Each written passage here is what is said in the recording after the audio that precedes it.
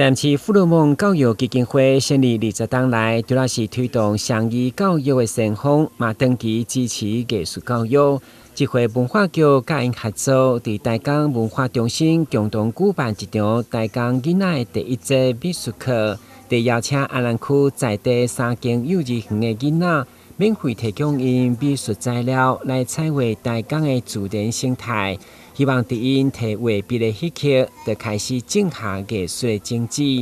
而所有幼童纯真的创作，伫9月6号开展头一天，高龄90岁基金会董事长沈坤照嘛亲自到场见证，并接受文化局颁发感谢状，肯定企业永续关怀社会性。我想这一颗种子在孩子的心中，在他们心中一定会产生一定的影响力。不管他未来能不能成为艺术家、成为创作者，甚至是他未来是一个很好的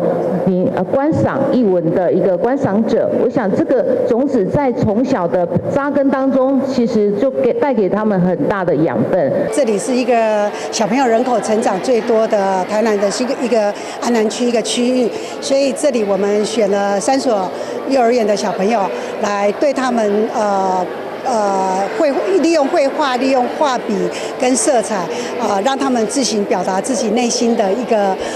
情感，然后对这片土地的热爱与热情。台江所在地安南区已经是台南人口成长上紧的行政区，然后台南上大幼儿园嘛伫遮设立。透过政府加民间的合作，对小朋友亲近艺术、认识故乡文化有真大帮助。是感谢我们的基金会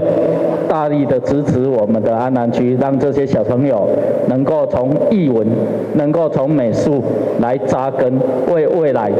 的发展能够奠定非常好的基础。虽然只是第一节课，不过等幼儿园老师带小朋友来欣赏画作，互因看到家己作品的迄款激动甲成就感，确实相当欣慰。希望以后有更较侪艺文的刺激，互囡仔无同的体验。会中除了幼童的作品，嘛展出富乐梦历年来核选参与日本关灯 Junior 的得奖学生作品，所以国际现代美术家协会会长宋田高明嘛录影片来祝贺，欢迎大家把机会伫9月29号进前来台江文化中心欣赏。